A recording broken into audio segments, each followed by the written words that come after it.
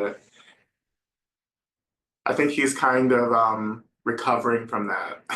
But thank you to everyone who joined us yesterday for the inaugural.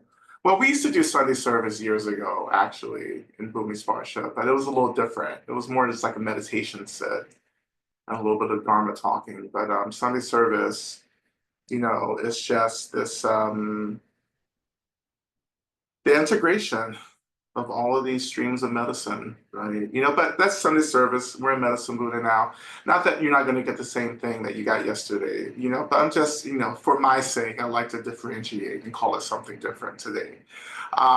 So yeah, welcome to Medicine Buddha. Welcome to those of you who are new, joining us for the first time.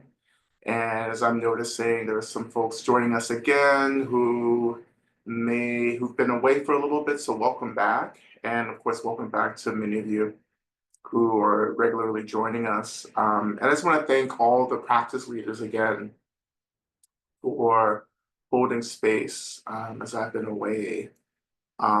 This is really how these spaces can continue. And I'm just really deeply moved by many of you just taking a risk and coming on and just like sharing your embodiment of this practice, right? And this is the point. I want us to have agency, to be able to talk about these practices, to share these practices. That's the point. So thank you. Yeah. Just a reminder for the prayer requests, please go ahead and if you have a prayer request, go ahead and add that to the doc as well, because we will be doing our prayers today. And let's see, what else? Oh, and I've been, traveling a bit. So if you've joined me in some of the in-person spaces that I've been doing in California or up in Kentucky, I'd love to hear from you. I've been gathering disciples. I've been on my evangelistic, tour, preaching the good word of the Dharma, or at least my version of the Dharma. For which I tend to say is the correct version. But you know what? That's how cult leaders start. So we're not going to do any of that, right? It was so wonderful to meet so many people as I've been away teaching in in-person gatherings. So that's been really nourishing. Okay, so we're going to do our usual thing today. I don't know if I have, so we're going to start playing this game again. And the game is, I'm going to say I have nothing to say. And then I'll keep talking for 10 seconds. And then all of a sudden, an hour will pass. And we hadn't practiced at all. The usual thing. But today, for our practice, I have really been thinking about the earth. As I often do, the earth, the land is important for me. And as I've often said, that one of the most important medicines that we can be embodying for people right now is to become kind of stability for people, to become a kind of tethering for people as we find many of our loved ones, and members of our communities really struggling right now, and of course, many of us in this practice session, in this community, are also really feeling very deeply the impact of systemic collapse, right? You can call it all kinds of things, fascism, but it's systemic collapse. But, as I often say, it is a moment where we're being invited back to what we really are, right? Which is painful work, because that's really the work of healing, right? So as things collapse, what we're actually being called to do is to enter into a deeper healing, right? A remembrance of what has gone before, a naming of what has been gone before, and then the actual healing, of the pain, the trauma, the suffering of the past, instead of continuing to weaponize. See, this is what happens. See, it's happening. Like it just sneaks up on me. I'm like, oh, I'm just going to start practice. And then all of a sudden, I'm talking about something. I want to make a different choice in this session. I want to disrupt that. But before I disrupt that, let me just end this. Let me just end this thought. It's a long thought, but I'm going to get through it. But I know we want to be more active. Like we have visions of us really doing these really specific things to disrupt, to stop, to do all of that, right? But what this moment is calling us to do, and what it's asking many of us to do, is to become the earth for people, to help to ground people, to catch people, right?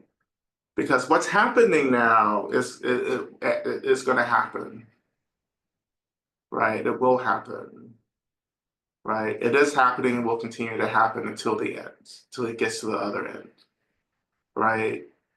This is These are decisions that have been made well before many of our lives, many of our current lifetimes. These are streams of karma that have been put into action well before many lifetimes in the past, right?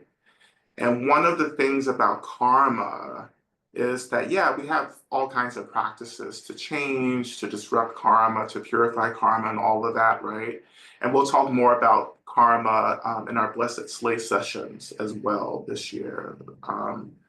But one thing about karma is that often karma just needs to have its way.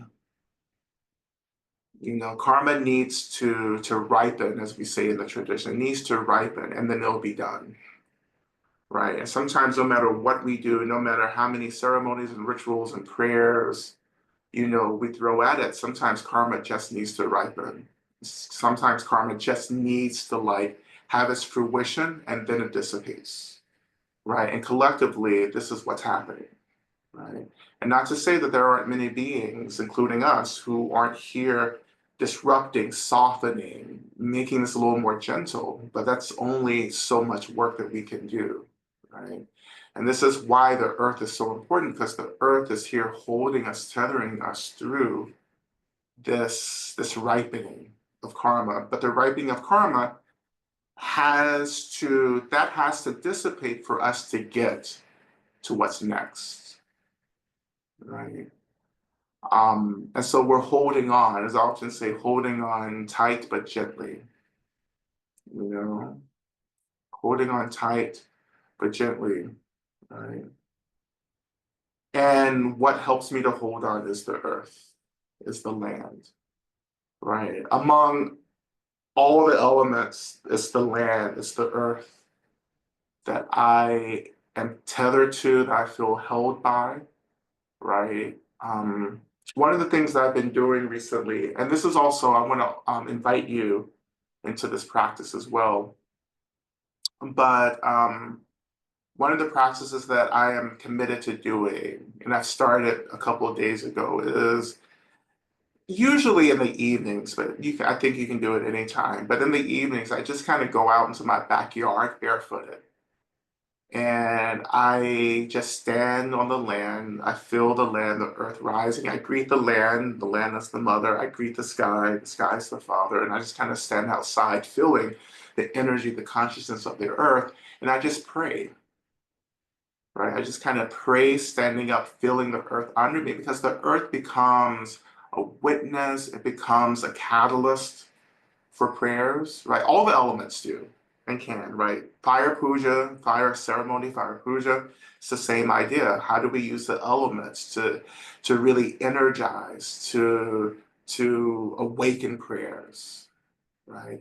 And our practice in Medicine Buddha, it's Medicine Buddha, right? Our chanting, our opening to the consciousness of Medicine Buddha, which intensifies and empowers the prayers. But if you have some space, or if this sounds interesting, I really encourage you just to stand barefooted on the land, on the earth, and feeling the earth, the stability of the earth rising, and just pray, you know. And you can make offerings to the land that you're standing on, right? You can make food offerings, water offerings, ash offerings, spirits, like, alcohol, liquor, stuff like that can be made to the land. Um, but just feeling the earth validate you in the same way that the earth validated the awakening of the Buddha, right? How the Buddha touched the earth in the Bhumisparsha Mudra to find validation.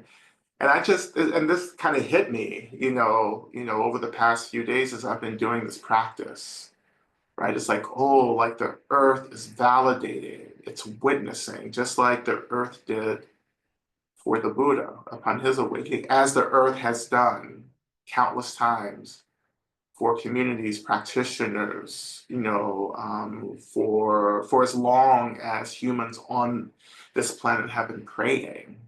Like the earth has always been there, the land as the mother has always been there, supporting our prayers. Right?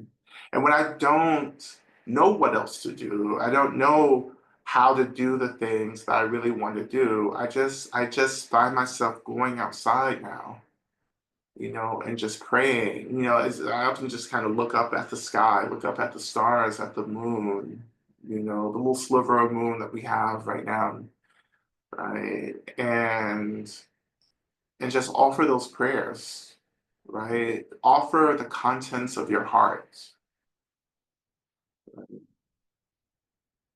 offering the contents of your heart, just pouring the contents of your hearts, offering that to the earth, and of course there are many beings who are witnessing, right? And all kinds of spirits, right? And deities and Buddhas who are witnessing, just as we do in our prayers. We call in all these beings to witness and to ask them to work on our behalf to bring about, right, the fruition of these prayers, right? There's something, I don't know, I want to say primordial about the practice. It's like, how do we return back to this really simple way? Because I feel my ancestors, have been, this was their practice, and this is what has led me out. So just like praying on the land, it's just like, oh, this is how we did it. It's like we touched the earth and we prayed, and the earth witnessed and held us. Right? Because again, as things fall apart, we're falling to the earth. And when we fall to the earth, it means that we're falling back to a more authentic expression of what we are, right? And who we are. In the relative, we're trying to get to who we are, to our most direct expression of who we are. In the ultimate, right, we're getting back to what we are. Ultimately, we're a what, and that what is an experience of space, emptiness, energy, right? Who we are in the relative is our most loving, wise, compassionate selves, right? An expression of self that holds both the joy and the suffering, right? That holds it equally. And this is the balance that I talk about when I talk about justice.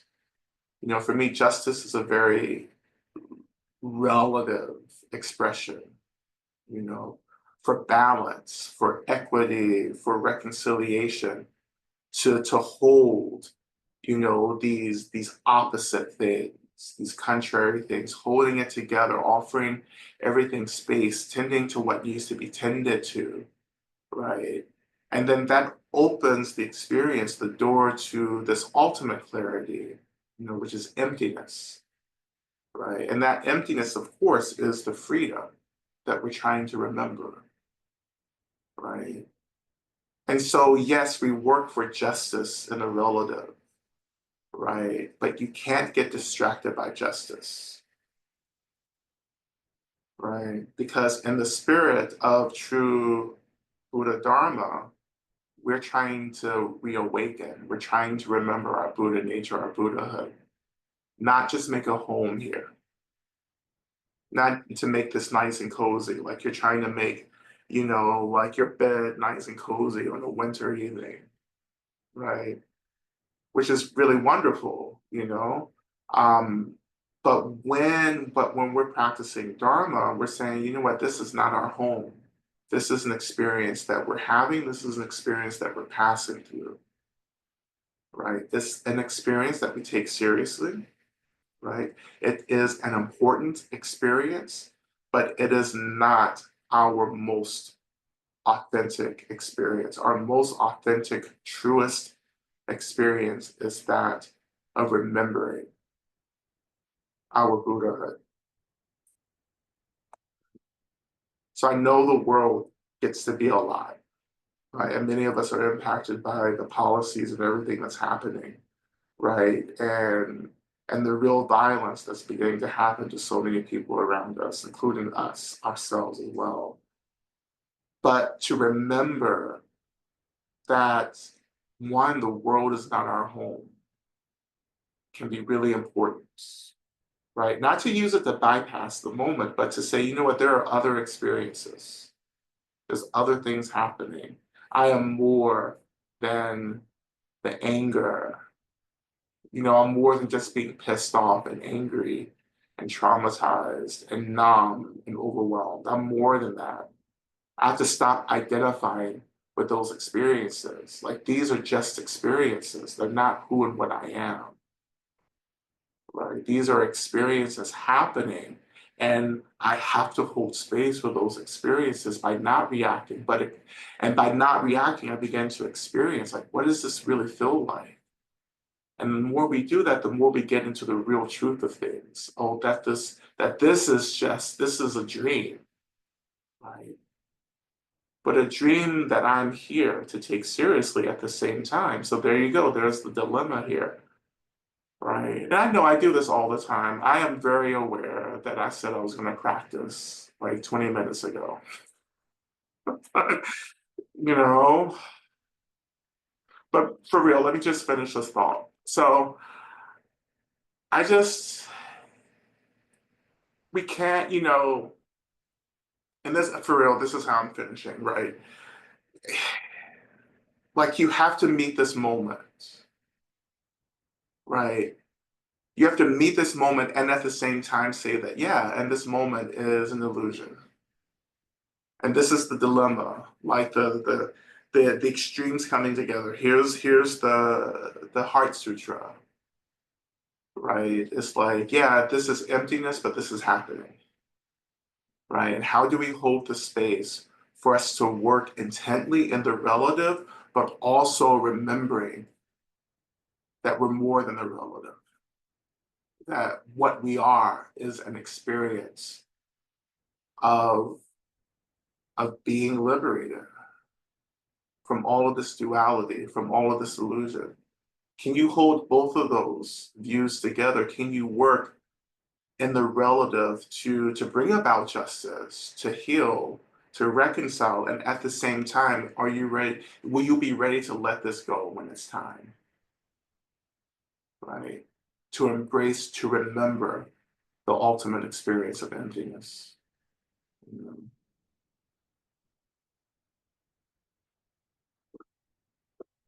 Oh, I forgot my computer sound is still on. Oops. There we go. Usually I have Eric. Sorry, Karen, this isn't for you. This is not feedback for you, but usually Eric is like on top of me with like, turn this off, turn that on. I can't hear you.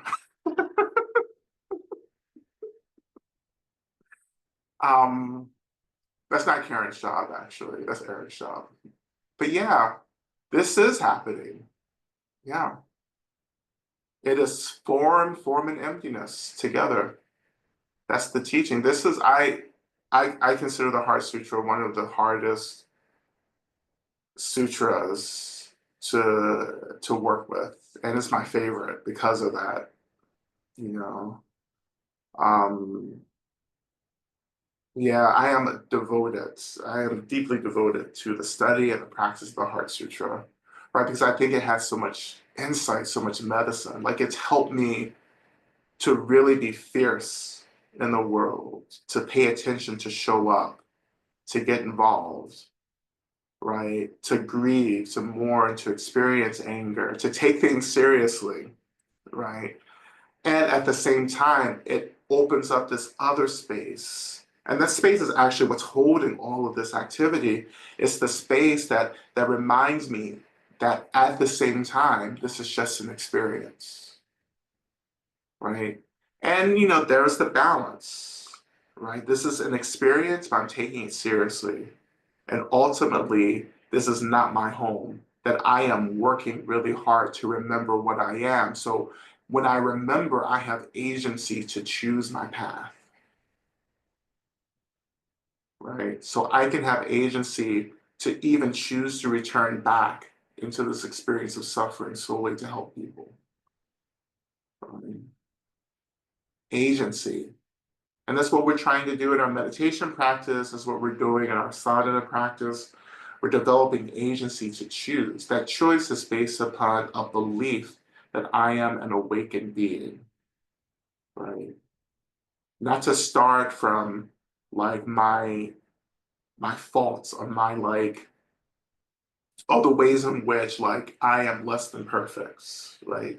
Not to start from that, but to start from the real basis of Buddhist practice, which is I am an awakened being who is trying to remember their awakened nature, right? We're not creating anything. Please know that we're not creating anything in the practice. You're remembering something. Many of you have these experiences in practice, when you practice with me, right? Or in general, when you practice.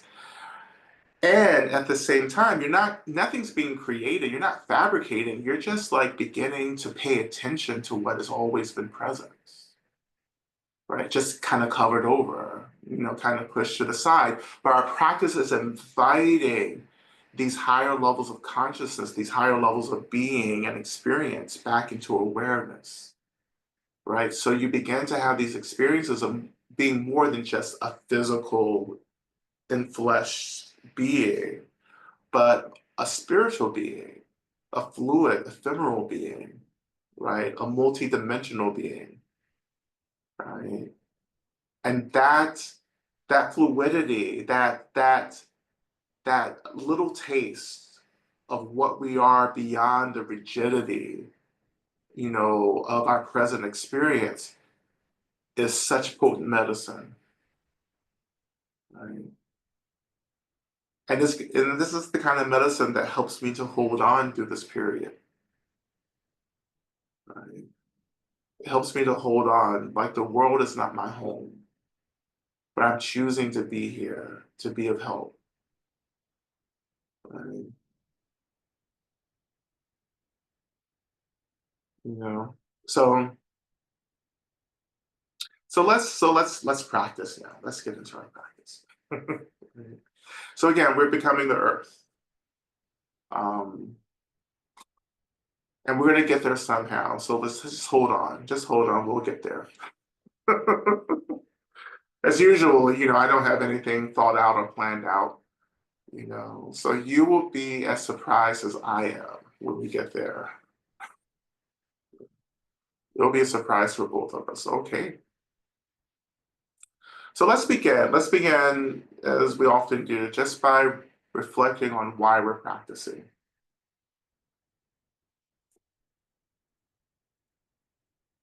What are your motivations for practice? Why are you here? And you can have any motivation for practice, but I really encourage you to first establish the motivation of remembering, of enlightenment, of getting free as the primary motivation, because that is the tradition. And then secondly, it could be all kinds of things, right? So you can put your healing motivation, and everything else, but keep the motivation to get free and to help others get free as your primary motivation, then followed by secondary motivations. And just calling those motivations into awareness. This is why I'm here.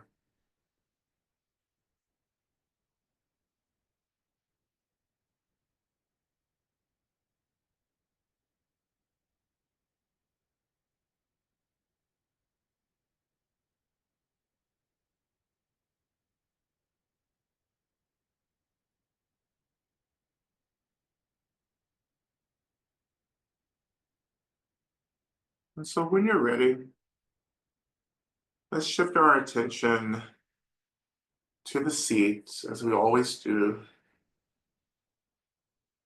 noticing the weight of our bodies, the seat rising to hold us.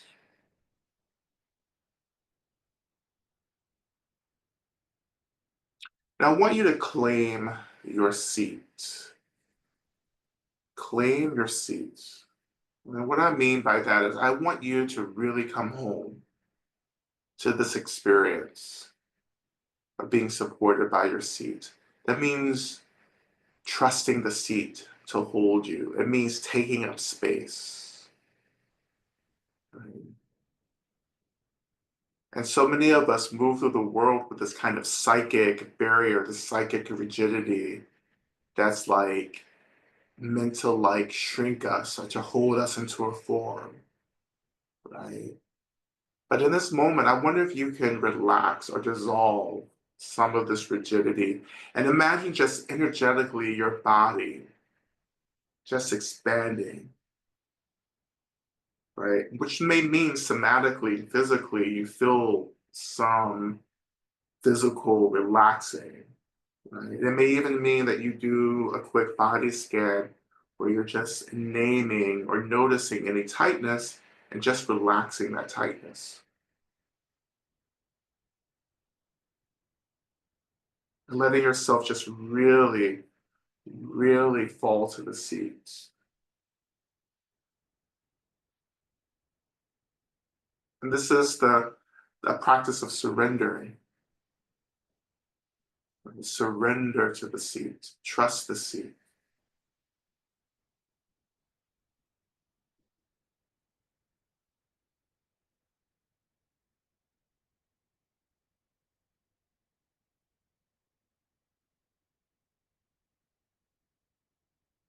But probably as you're surrendering and opening to the seats, you're going to feel some experiences maybe come to the forefront of awareness, maybe some experiences of anger and grief, sadness, fear.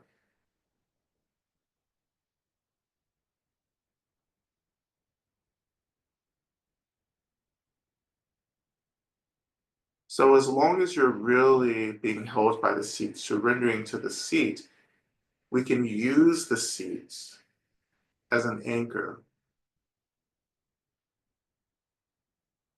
And that's anchoring so much of our attention. And when your attention is being anchored by the seat, then we can allow some of these emotional energies to kind of lift or rise into awareness. And we don't have to get involved. We just have to notice. Right? So in my practice in this moment, what I'm feeling is first, just like the anchoring of the seat, I feel really held by the seats. My body, my attention held, right? And then as I'm being held, I'm just noticing some of these emotional energies, these thoughts that I've been kind of like pushing down or distracting myself from, they're just kind of being released, right? They're kind of floating up into my awareness. So I'm feeling the grief, I'm feeling the anger, I'm feeling a little bit of hopelessness. And it's okay. It's okay to experience these things. It's okay for these experiences to be present with us. Right? I am extremely hopeful and clear about the future, but at the same time, there's still hopelessness that creeps in, and that's okay. There's still grief, lots of grief in my experience. That's okay. There's anger, right? It's okay. There's the brokenheartedness and the sadness and the regret beneath all of this, and that's okay.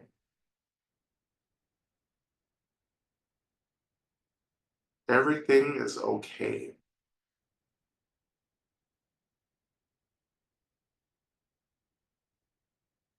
You're not the only one experiencing this. There are countless beings across countless worlds who are experiencing the same thing that you're experiencing. So you're not alone. You are a member of a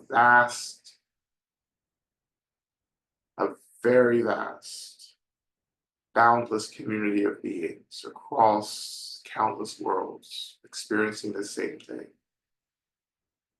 And it's okay.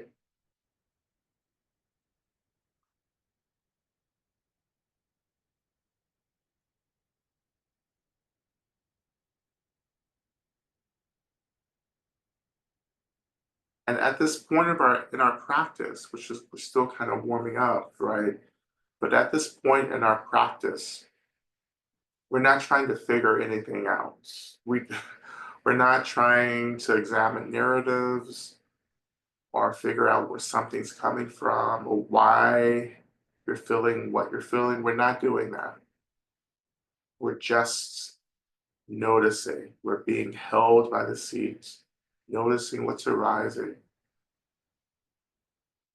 understanding that we're part of a vast community where countless beings are experiencing the same thing.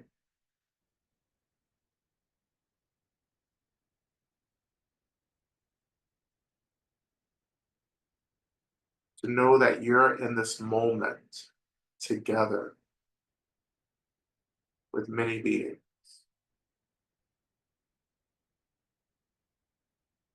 and that everything that's happening is an experience.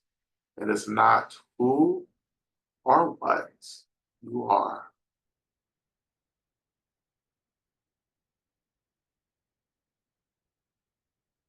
Just a few more moments here.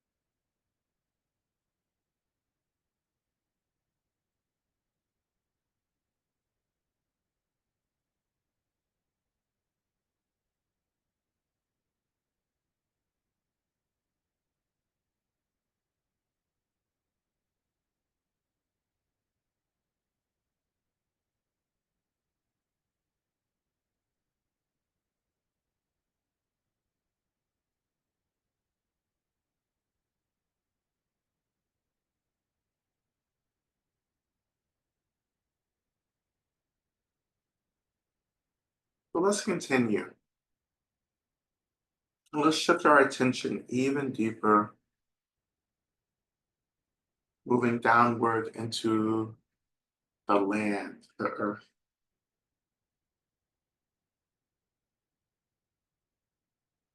And so this is the practice of touching the earth. And in this moment, we're mentally or psychically touching the earth. And this can be a very subtle experience, right? So as we think about the lands that we're living and practicing on, we are indeed psychically touching the land.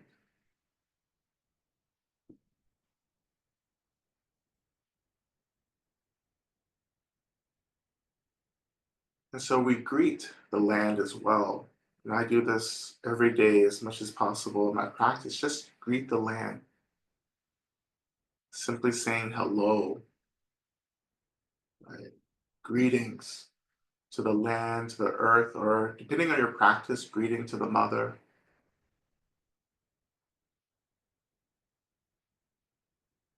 greetings to the one who holds me, who nourishes me and many beings, who rises to hold me, to catch me when I fall. Greetings to you.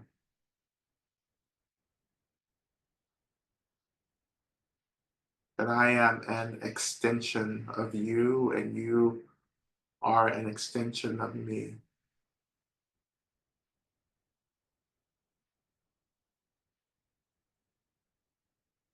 To remember the earth, to greet the land like this, is to begin the journey back to our indigeneity,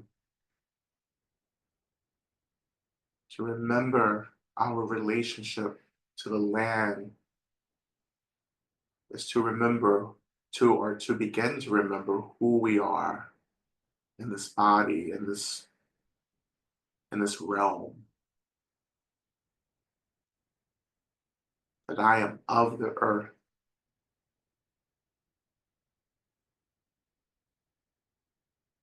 and how the earth also represents the wild, not just the natural world, but just the wild, right? That experience that lies beyond our rigidity, our dualities, or even rigidity of identity as well, the wildness, the fluidity, the openness, the spaciousness.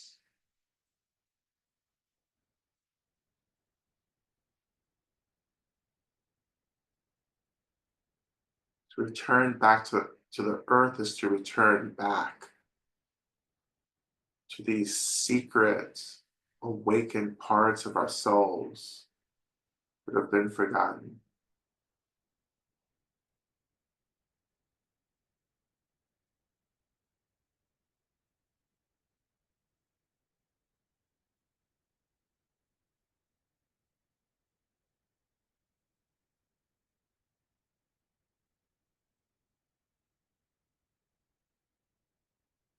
And so, in your imagination, just in your mind, I invite you to imagine that you're actually lying or sitting on the lands.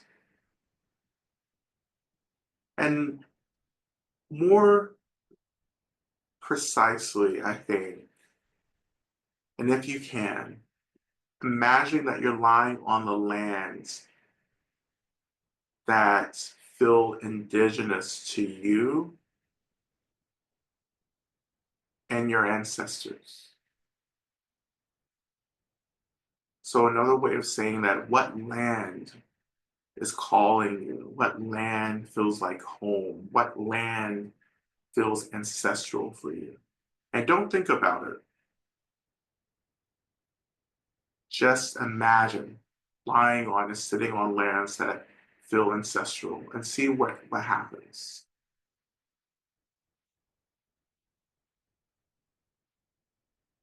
Where do you go to? It can even be your backyard, right? And you may happen to be on your ancestral lands. But where do you go?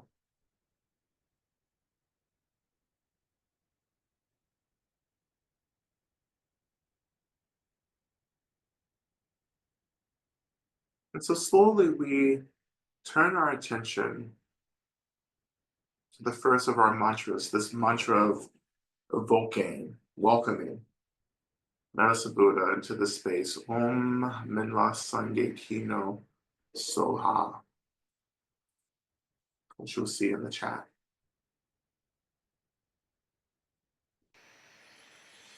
As we often do, we begin with chanting Om, and then chanting the mantra 3 times, and then ending with an Om.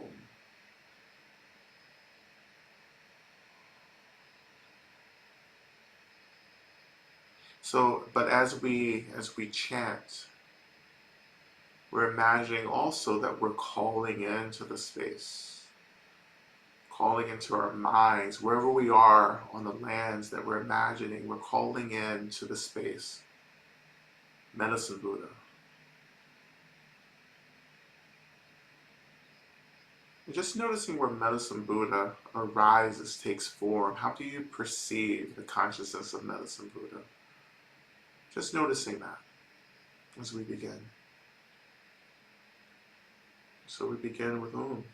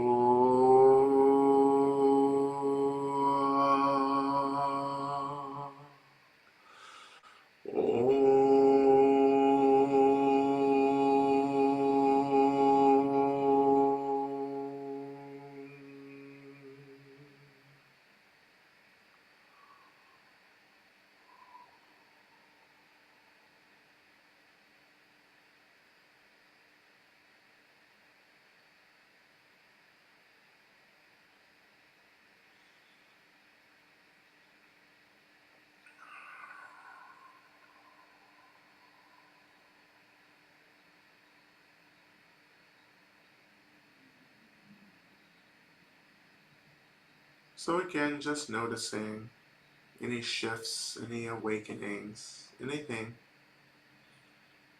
as we continue. So in this mantra of evoking, we've turned our attention to Medicine Buddha, which is to say that we've turned our attention to emptiness, to the very nature of all phenomena, which is the birthplace of everything, especially all the Buddhas. And so when we turn our attention to emptiness, we call from emptiness what we need, which is a gift that all of us have, right? And the main proof that we all have this gift to call forth whatever we want from emptiness is the fact that we've called forth samsara. So that should always be the basic proof that you can manifest shit that you do not need. And as well as things that we do need, right? But, but seriously here, right? We can call the medicine from emptiness. Whatever medicine we need, we call forth from emptiness. In the same way we call forth all the shit that we don't need, let's call forth the things that we do need. So we're calling forth in this moment Medicine Buddha as we're lying, sitting on the land.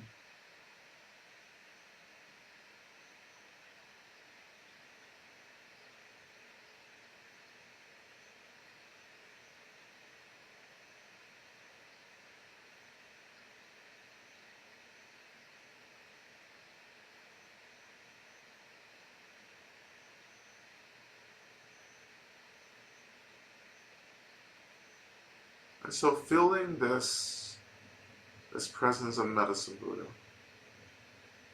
who we've called forth now to hold this space and this practice. We turn our attention back to the earth again, feeling the earth rising to hold us in our practice.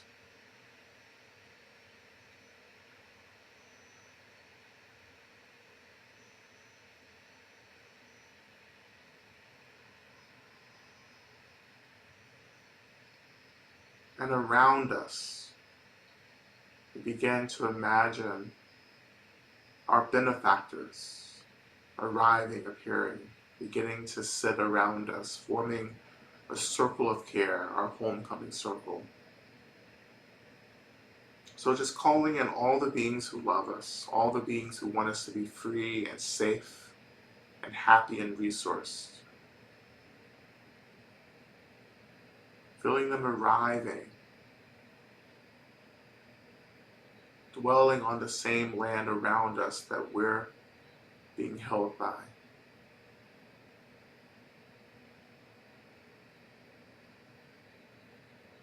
And they begin to radiate, to express this energy of profound awakened care,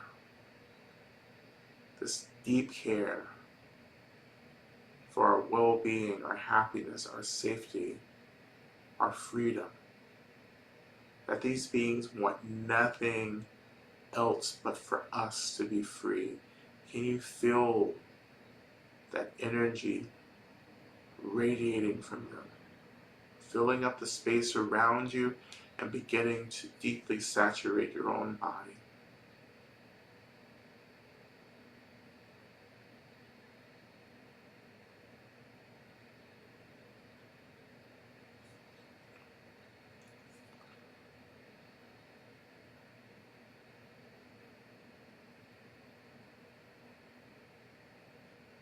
And our bodies are deeply drinking in this energy of care.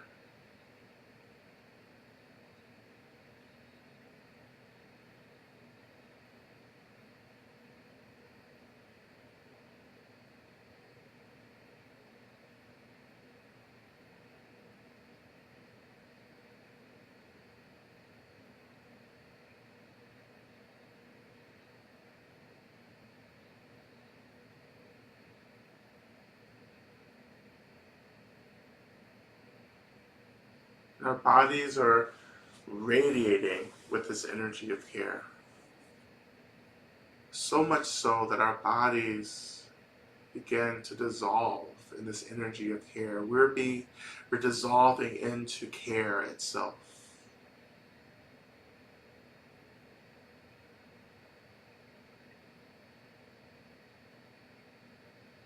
And we find ourselves expressions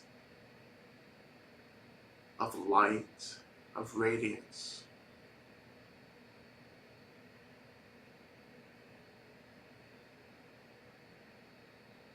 And we slowly begin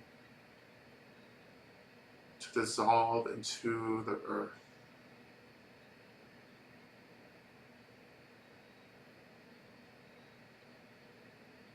Feeling the stability, the nurturing of the earth.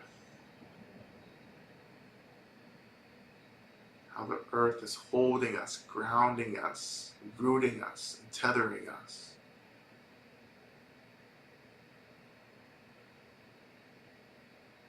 Feeling the natural cycles of the land, the earth itself. Feeling connected to all life forms, all beings who themselves are deeply connected to the earth. And we allow the earth in this form, in this absorption, to hold the experiences that we struggle to hold for ourselves. Surrendering our sadness, our grief, our anger, trauma, brokenheartedness to the care of the earth.